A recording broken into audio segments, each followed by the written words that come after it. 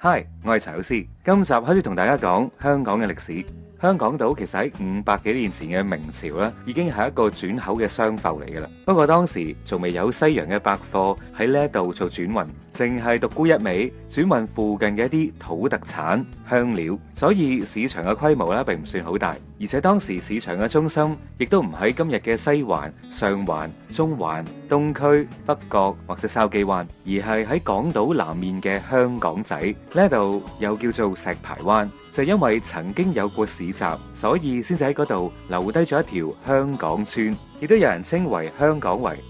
而喺英國佔領咗香港島之後，就將香港仔更名為鴨巴甸。開始嘅時候係諗住將呢一度變成市區嘅，但係後來因為各種嘅原因，最終就將市區設咗喺同九龍半島隔海相望嘅嗰邊，然後慢慢擴展成為今日我哋見到嘅樣貌。被更名為鴨巴甸嘅香港仔就成為咗一個漁港啦，發展成一個食海鮮嘅好去處。曾經以香港仔作為轉運港嘅香料，係一種當年盛產於東莞縣一帶嘅植物性香料。佢取自一種叫做古物香嘅樹，挖取古物香老樹嘅樹根，然後將佢榨成汁液，再令到佢凝固成好似松香一樣咁樣嘅塊狀物體，就變成可以用嚟搽香件衫，或者點着佢用嚟整香間房嘅香料啦。呢隻香料喺附近好多嘅地方都有出產，但係東莞一帶嘅質素係最好嘅，所以呢啲香料亦都被稱為莞香。當時九龍半島同埋香港附近嘅大大小小嘅島嶼，全部都係隸屬於東莞縣，